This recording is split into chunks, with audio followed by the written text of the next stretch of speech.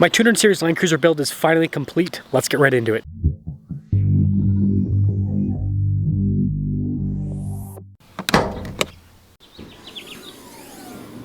Now just a quick refresher, this is the 5.7 V8 Land Cruiser. This engine can easily go 1,000,000 miles if you do all the regular maintenancing. It produces 381 horsepower, 401 pound-feet of torque. It has no cylinder deactivation. It has no auto stop start, no turbos. It is simplistic, reliable, and, well, 15 miles per gallon, not the most economical. I'm trying to hit 500,000 subscribers before the end of the year. I'd really appreciate it if you guys would help out with that. Man, this thing really does need a detail. But anyways, I have satin paint protection film on my 200 Series. And this, of course, gives it a more distinctive look. But the most important part is it protects the paint underneath, so that over the course of many years of ownership and hundreds of thousands of miles, I don't have to worry about paint damage or paint fade. Now, to PPF a full vehicle like this is anywhere from about $7,000 to $15,000, depending on the shop. That, of course, is a ton of money to spend on a car. But if you're going to keep it for decades, or at least a decade, and you're going to put hundreds of thousands of miles on it, it's money well spent to keep the paint in good condition. I swapped out my aftermarket Icons for the BBS factory wheels, and that's because these wheels are a plus 65 offset, which has allowed me to put these 32.6 inch tall tires. I do want to mention that the forums are not the most honest on the Land Cruiser. With this offset on the factory wheels, these tires do still slightly rub, and it's not a big deal, but the little bolts on that air dam, the tires do go against that when you have it full lock in reverse. So if you wanted to fit a true 33 inch tall tire, you are going to have to remove stuff if you don't want to have any rubbing whatsoever. And I'm not trying to call people out and say that they're liars. I don't think that these people necessarily are. I just think that a lot of people basically say that, oh, full crank in reverse, that's not technically rubbing. It is still technically rubbing, in my personal opinion. Anyways, Toyo Open Countries, I think they're about $350 per tire for retail, and then the BBS forged wheels are over $800 per wheel if you wanted to buy these wheels from Toyota to put on your Land Cruiser that's not a Heritage. So we've got rock rails. This is aftermarket. These are literally like wrapped around the frame. You can put the full weight of the Land Cruiser on them for heavy duty stuff, and the rails themselves were about 900 bucks if I remember. And I do still think that there are places that sell the Heritage badges if you guys want to get those for your Land Cruiser that's not a Heritage Edition. Another part of the Heritage Edition is this factory roof basket. Aftermarket, it's actually only about 500 bucks. You can buy this shovel mount kit. I still haven't bought a shovel quite yet, but it just clips on the side. There's also a spare tire mounting kit, so instead of using Y-straps like I originally had, I now have that kit so it mounts onto the rack properly. And you can also mount traction boards in front of the spare tire. There's more than enough space. So instead of spending thousands of dollars on a roof rack, you can get this $500 roof basket, and it does most of the stuff as long as you don't care about rooftop tent stuff, which I personally don't care about. I'd rather just sleep in the back of the car or on the ground. One downside is sometimes in the front end, this does wiggle a little bit, so you will have to tighten this every so often. Now this isn't going to be super visible, but I finally have my auxiliary fuel tank added. And this fuel tank goes where the spare goes from the factory, and that's why I put the spare up on the roof basket. Filling up is super easy. You guys can see I now have two holes. One is for the factory tank and one is for the auxiliary tank. So you just put the nozzle in one, fill it up, and then put the nozzle in the second one and then fill it up too. Now, something to note, the stock tank will still do the normal shutoff with the gas pump. The auxiliary tank, though, doesn't, and so you have to listen and look to see if it's full or not. Now, my Land Cruiser happens to be a 2-row Heritage Edition, and this is important because this means that we have less weight over the rear axle. The third row in the Land Cruiser weighs about 200 pounds. Now, you can get a 25-gallon or a 40-gallon fuel tank.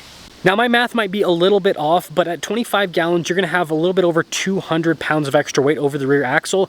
At 40 gallons, you're gonna be closer to about 300-ish pounds. So with either fuel tank, you're gonna be pretty close to the same amount of weight that's over the rear axle as what you have with the third row, which means you do not have to upgrade your suspension whatsoever to carry the extra weight. And as you can see on completely stock suspension, front to rear, things are actually pretty level. And that's because I do currently have a full tank of gas in the auxiliary tank and in the main tank. And the integration is actually really cool, so we got to start up the car. The 200 Series has these little dud switches on the side, so the fuel tank switch just replaces one of them. You can see that it indicates how full it is. Right now it is currently full.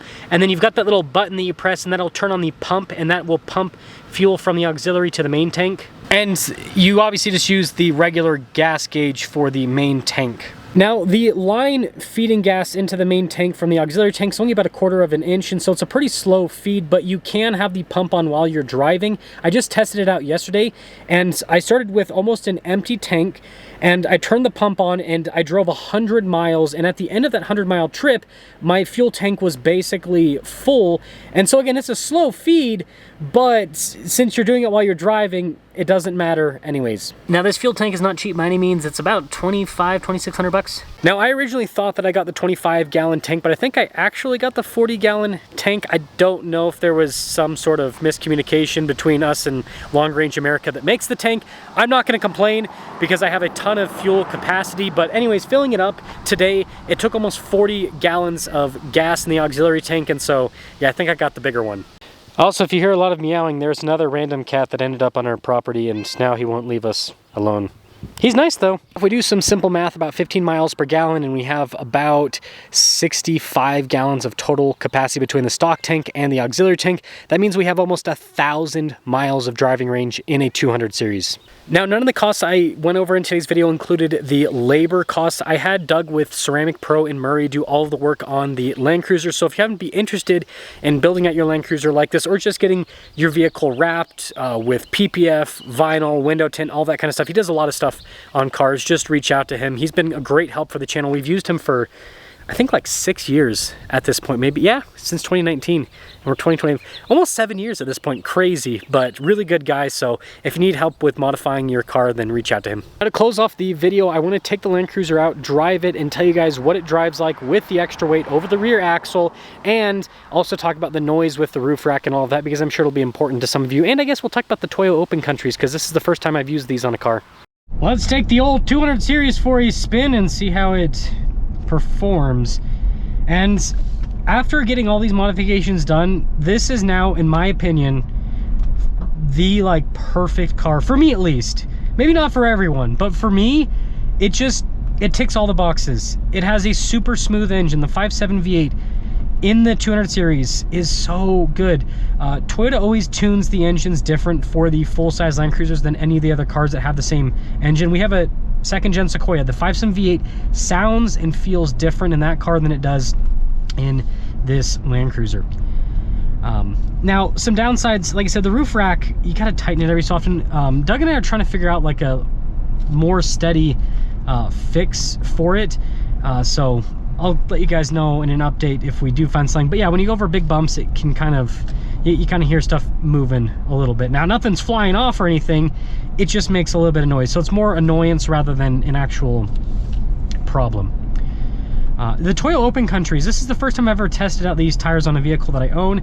I went for a slightly softer tire compared to what I had before, just because I'm not going to be doing crazy off-roading with this, with how it's set up.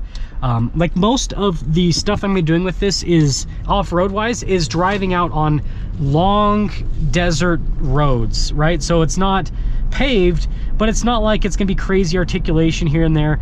If I'm gonna do crazy articulated rock crawling, I'm going to use the Ineos Grenadier for that, because it has 3 locking differentials.